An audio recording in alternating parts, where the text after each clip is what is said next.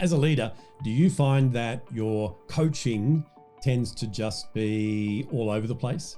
That it's hit and miss, you're not quite sure, and you get together with the person that you're coaching and you don't feel like you actually make any headway? Well, stick with me, because in this week's episode, I'm going to show you how to change that.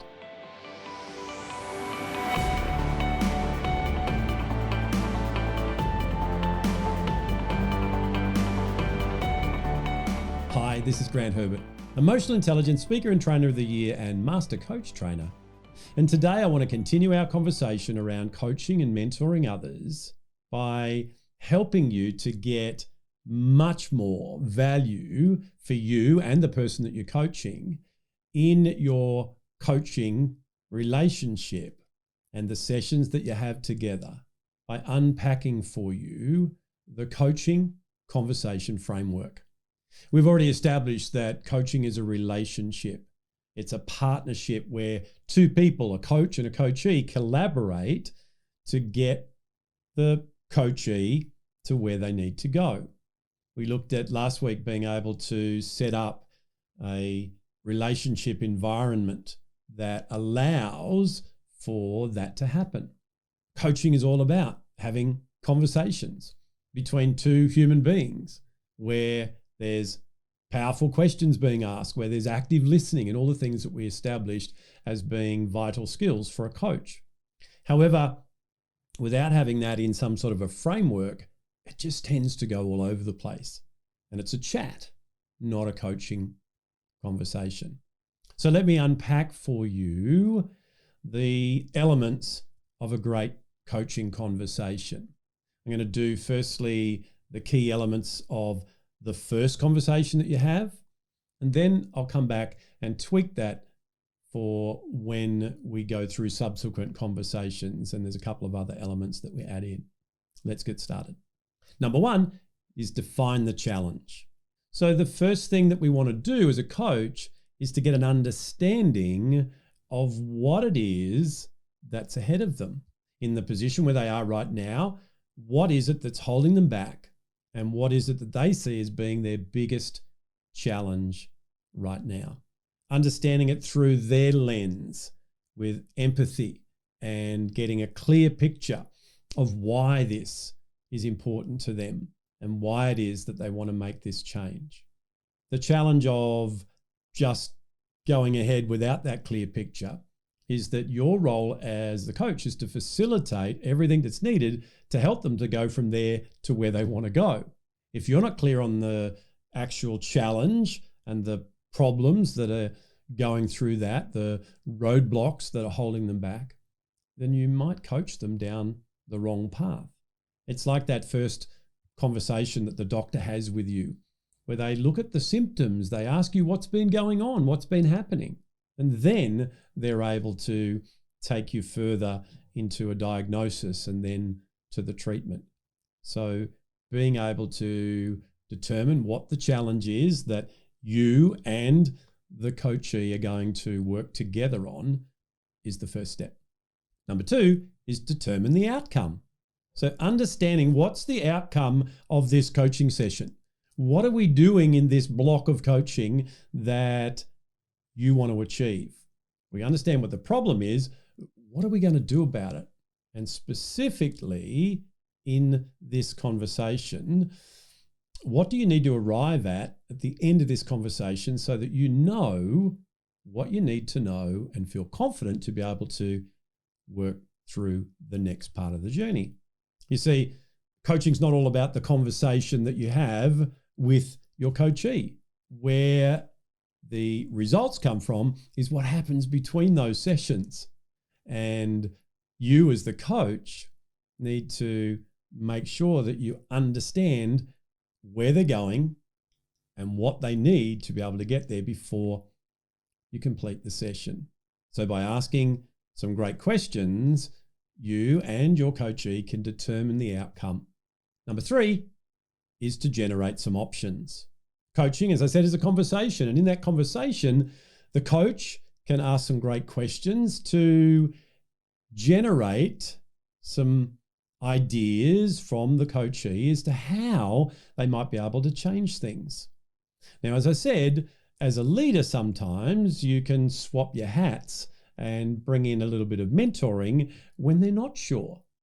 But coaching is about giving them the opportunity to work out what it is that they could do. What are the options that they have ahead of them so that they can overcome those roadblocks and get that desired outcome. So together, working on that is going to mean that they feel empowered to make the change because there's opportunities there for them to work on. Having the coach there enables them to test the value of those options and see whether or not those options are actually a healthy option or something that goes against what it is that they're wanting to achieve. Number 4 is to choose a strategy. So now that we know what the problem is and we know what it is that we want to get to instead, we've brainstormed some ideas. Now it's time to choose a strategy. That strategy is something that the coachee feels confident will move the needle towards where it is that they want to go. A strategy means that there could be some shifts in thinking and behavior to be able to make that change and to get where it is that they want to go. Having a clear set of steps ahead that is going to overcome those roadblocks and get them to the desired destination, whether that be the next coaching session that you have with them or the meeting that they're having this afternoon with their peers. Having a strategy to go into that with is exactly what you as the coach are able to help them to establish before moving on. Number 5 is to equip them with resources. Now we've worked out what the problem is. We know where we want to go. We've got a strategy together. However, even with that strategy, there may be some different mindsets, behaviors, skills that your coachee needs to actually execute that strategy and get the result that they want. A lot of times for me, that's in me being able to do some work in the conversation to say things like, what do you feel you need to shift so that you can do that? Asking a great question like that will bring out of the person that I'm coaching what they feel that they need. Sometimes they don't know, and that's where I can ask permission to give them an insight from my own experience. So making sure that they are equipped with what they need to go on the next leg of their coaching journey. And then number 6 is to anchor their plan. So in the whole coaching conversation, we've looked at what the challenge was and we've looked at the outcome that they want instead. We've come up with some ideas and picked a strategy and given them what they need to go on that journey. Now, anchoring the plan is all about getting their commitment. There's 2 things, as I said, that I, as a coach, bring: support and accountability. So making sure that that plan is anchored with things like putting it in their calendar when they're going to do certain things that they've committed to doing. Having when our check-in is going to be. How will they know that they've got there and how will they let me know? Making sure that it's anchored so that they have everything in place to make it happen. And anchoring it around their why.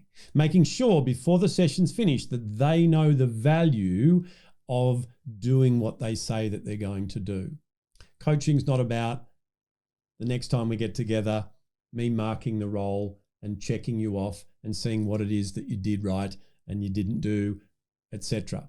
It's about making sure that the clear steps are in place and that you, as the coachee, would then do what it takes because you've got a big reason, your reason for making it happen. And that's exactly the same as what you're going to be doing with the people that you're coaching.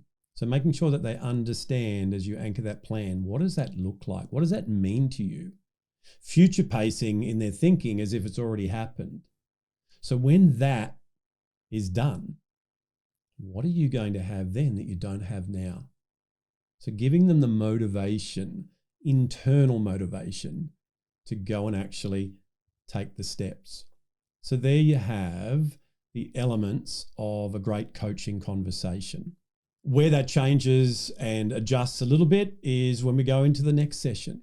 So what I want to do is start off by checking in and looking at what transpired in the period of time between our last session and today, and celebrate the wins. What did you get done? What does that mean? And actually embedding those and extracting the lessons from those so that they can take them forward. Having a look at what they didn't get done that they committed to and why. And sometimes the why is legitimate.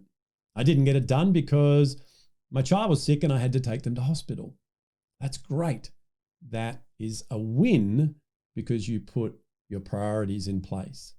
So at the start of the coaching session, I just want to make sure that we align with where we were up to and we're ready to move forward.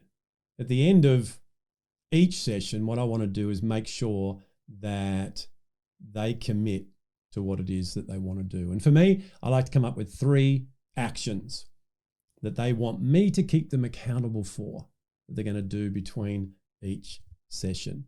So a coaching session, as I'm calling it, is a conversation. It's one that's in a framework. It's one that has a destination and a purpose.